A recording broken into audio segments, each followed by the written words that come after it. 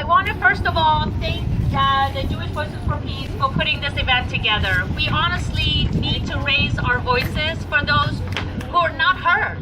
And this is a perfect opportunity for us to come together. Look around you. If you just look to your right and left, we are all from different groups, different organizations. We have different causes, but justice should be our number one cause, right? Who agrees with that? Who agrees with that? Absolutely.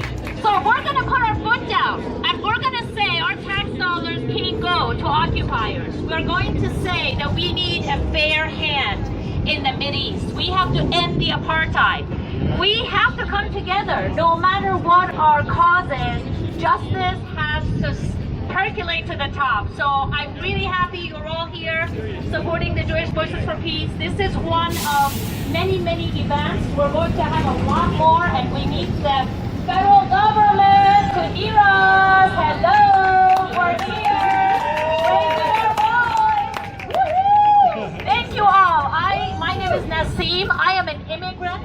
I'm from Iran, and all the bands and the walls in the world. Woo! Thank you. All the bands, the walls, all the occupation in the world is not going to change the nature of what America is. We are all immigrants. We are a nation of immigrants. If we are lucky enough to have a couple of non-immigrants, Native Nation folks here with us, fabulous. But you know what? We all come from everywhere else. Immigration should be a human right. And we have all exercised it. Our ancestors have exercised it. The strength of this nation is how we come together and how we meld into something so much more powerful than our parts. Because what we share in our heart is the same value. So we want to welcome immigrants. We want to stand up to policies of divisiveness, and let's put our money where our mouth is. Let's start boycotting businesses that are supporting the apartheid in Middle East, right? So we can do that. We can work on our bank accounts. Look at your 401ks. If you're lucky enough to have one, I know our poor young people aren't going to have a big pot. So, you know, let's all live our values. And I think you're showing that. You're doing that right now, right here. Thank you so much. I am representing the Green Party. We have a huge group of Greens. Many of us are Bernie supporters. We're trying to empower our local Green Party, Santa Clara County Green. And if you want to join us, hear about all the events and co-organizing we do with a lot of other organizations, come see us on the 23rd, last Thursday of every month. We meet at the San Jose Peace and Justice Center, which is a haven for all these activist organizations to get together. Sharat right there is on the board, and he has welcomed us along with many other organizations to join there. So come visit us, and thank you again for Jewish Voices for Peace. Woohoo!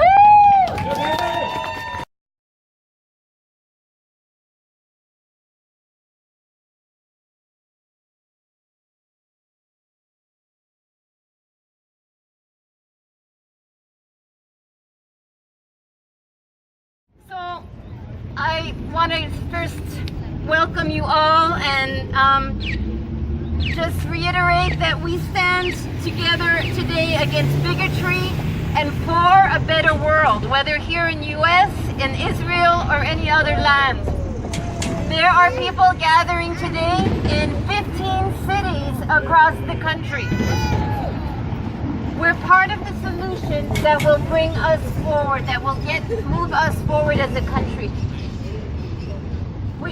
We're here specifically on these two dates, on this date, because two heads of state from the US and Israel have met today and reaffirmed their joint message of bigotry and expansionism.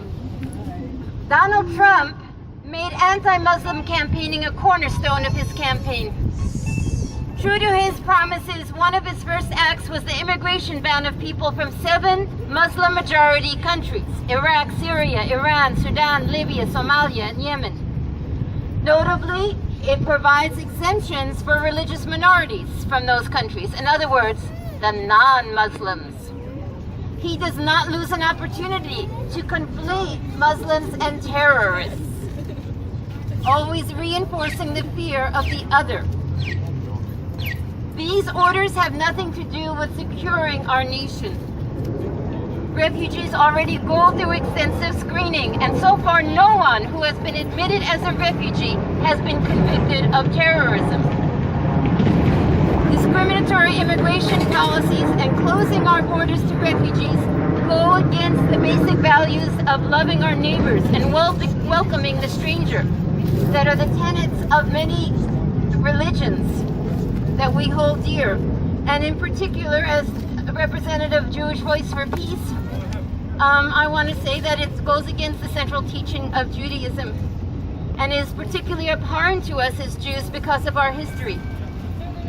The lessons of the Holocaust are present in our very being. I, along with most Jews I know, lost many relatives to fascism in World War II. And as a child, I learned about that genocide together with a strong belief that each one of us has a strong moral responsibility to others. I learned that we do not have the right to turn away from injustice. We do not have the right to be silent. It's incumbent on all of us to look with eyes wide open at what's happening in our world, especially those acts supposedly committed in our name and publicly, and for however long that it's necessary. So Trump epitomizes everything that's wrong in U.S. history. The racism, bigotry of religious minorities, against religious minorities. What we need to remember, though, is that the U.S. has another history, that of people marching in the streets, of people from different backgrounds learning that we have the same needs, learning that our ability to fulfill those needs is dependent on our ability to see each other clearly as human beings and to overcome the stereotypes that we have been taught by our society. And to be continued. We can wait.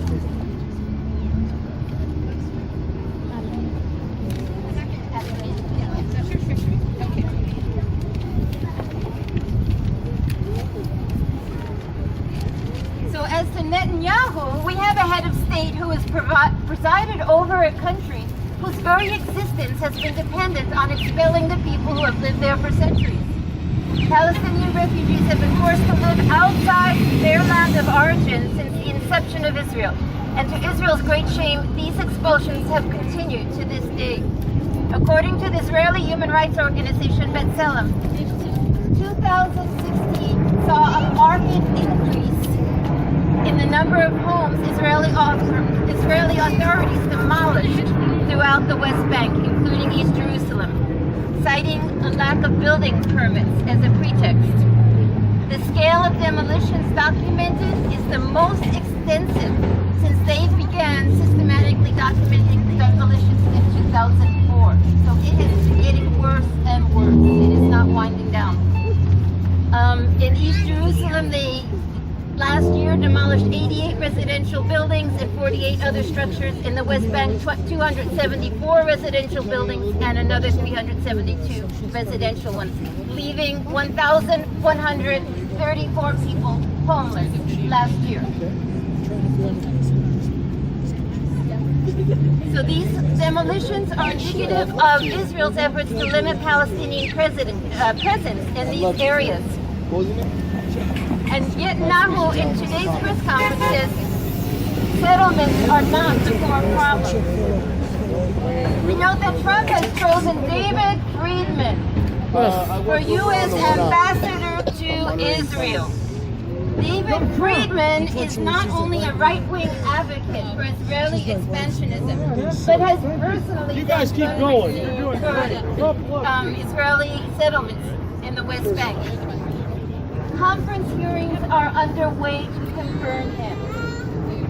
That means we have work to do contacting our senators to tell them to vote no. And I'm going to give a plug to Rebuilding Alliance right now to check out their website. They have a lot of good questions prepared that you could just send right to your senators. So as we meet on this day of the Trump-Netanyahu press conference, we hear Netanyahu say, what are the prerequisites? What do we need to change the situation and get peace? According to him, it's simple. Palestinians need to recognize the Jewish Thank state. you. Thanks. And Israel needs to have military control over the whole region. In other words, Palestinians, Israel will make peace with you only after you don't have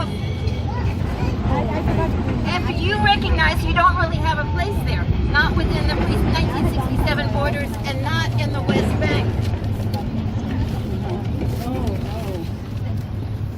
Netanyahu to Palestinians, you can live in certain well-defined, limited areas if you recognize you're not really part of Israel because you're not Jewish. You can stay if you quietly obey when you're told to forfeit your house, so Jewish Israeli settlers can take them over. You can stay if you give military control of the entire area to Israel, leaving yourselves powerless and prey to further displacements. So that's his message to the Palestinians. What's his message to Jews? Netanyahu today said, there is no greater friend of the Jewish people and the Jewish state than Donald Trump.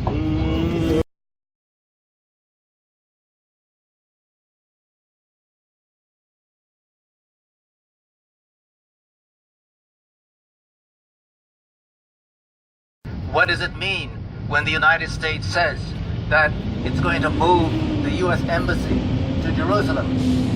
What does that mean? Well, it means that, you see, Israel annexed East Jerusalem in 1967. Okay, in the 1980s, Israel annexed East Jerusalem to West Jerusalem. They created something called the Jerusalem Municipality in an attempt to unify all of Jerusalem, both east and west. And what that has led to is an ethnic cleansing throughout the Jerusalem municipality. That's on both sides of the Green Line, where Palestinian homes are systematically demolished, so that Jewish homes and Jewish settlements can be built in their place. For the first time, Donald Trump wants to appoint a U.S. ambassador to Israel who supports the settlements, who supports the demolitions. This has never happened before, so it's getting worse. And so we have to stand against this, that we will not accept. We will not accept this. Palestinians need justice. And the third thing that's happening, of course, is Donald Trump's decision to build a wall. I mean, there's already a wall, but he wants to build a bigger wall on our southern border. What is that going to mean? Well, of course, there's a wall in Israel also, but it's going to use Israeli technology. So the surveillance technology that Israel has been deploying on its border, or its so-called, it's not really the border, it's really inside the West Bank for the most part, but they're going to use Elbit Systems technology. That's Israel's #2 defense contractor.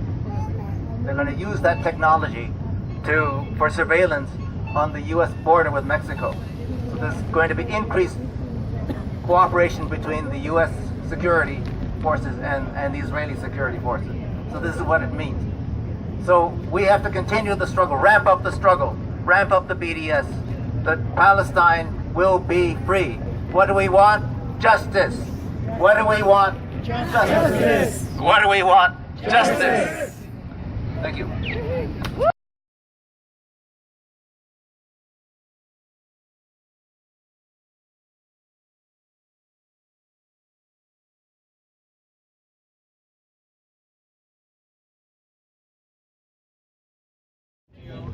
Briefly today, Arab refugees in the world today number in the millions, including some 5 million registered Palestinian refugees, about 5 million Iraqi refugees, 5 million Syrian refugees. This vast human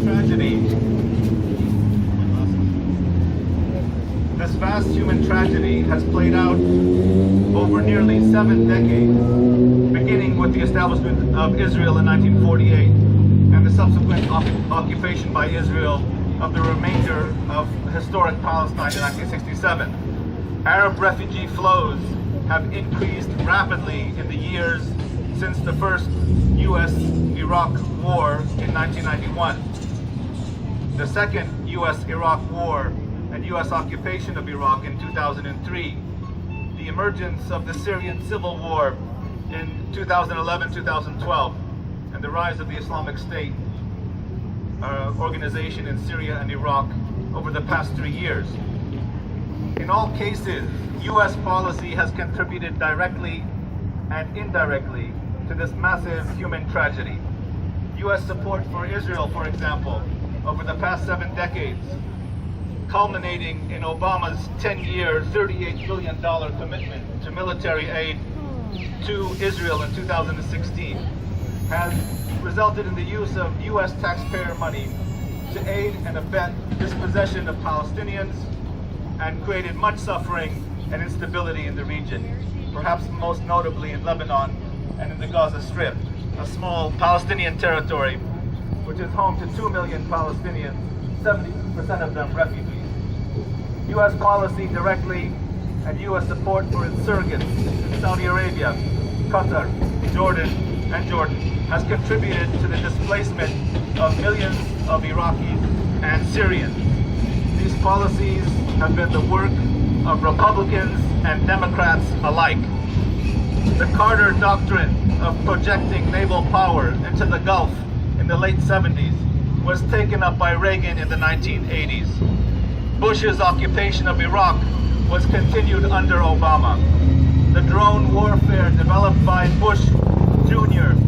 in its wars in Afghanistan and Pakistan and Somalia and Yemen was extended and expanded and refined by the Obama administration. The policies vis-a-vis the Middle East, vis-a-vis Arabs, vis-a-vis Israel have continuity. These are Democratic and Republican policies.